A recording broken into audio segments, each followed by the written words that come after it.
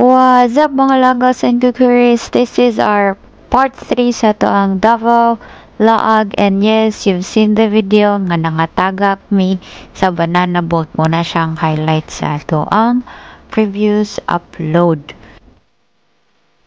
Padayon ta sa to ang part 3 sa Davao Adventure, and this time let's see another side of Davao. Again, Davao is so lapad, is so dako, gidivide na siya into Davao Oriental, Del Norte ug uban pa. Karon mo laag ta sa Pantukan and nata diri sa Water World. Wala ta naka-video din ha. So wala ko ipakita. Basta lingaw na siya, na sila swimming pool ug dagat. And since kadali lang man ta niadto didto, mag-rate na lang tas mga pagkaon nga akong gilamoy dinhi sa Davao.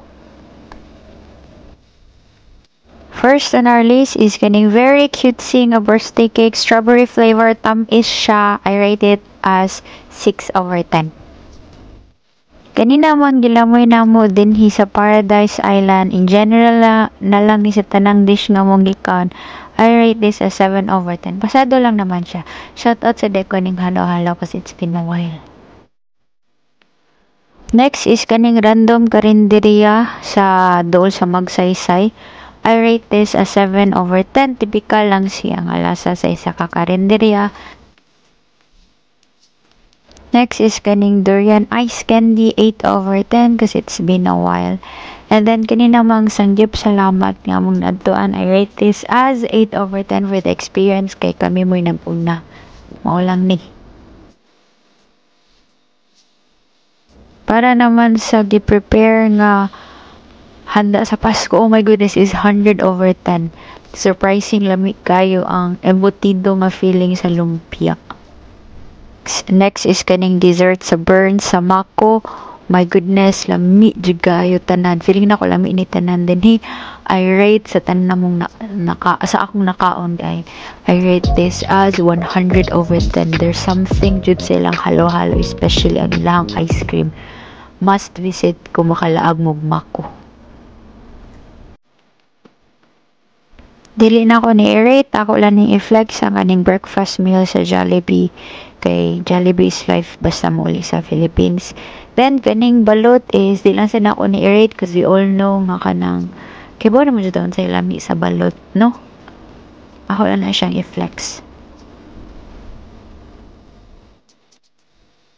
Next is kaning butongan na maligyag butong, na maligyag bukol dinhi sa Davao City. I forgot the name. I rate this as 7/10.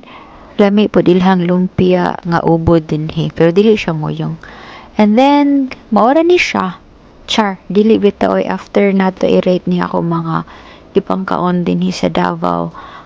Ako sang ipakita sa inyo nga moang bowling nga experience.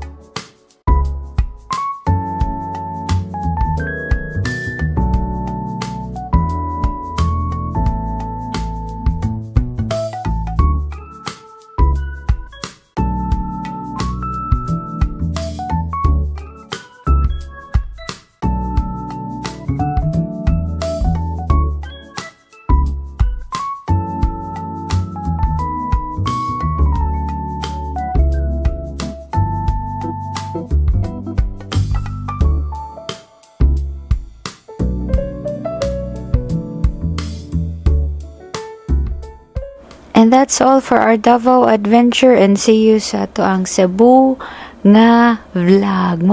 Daghang salamat Davao, madayaw Davao.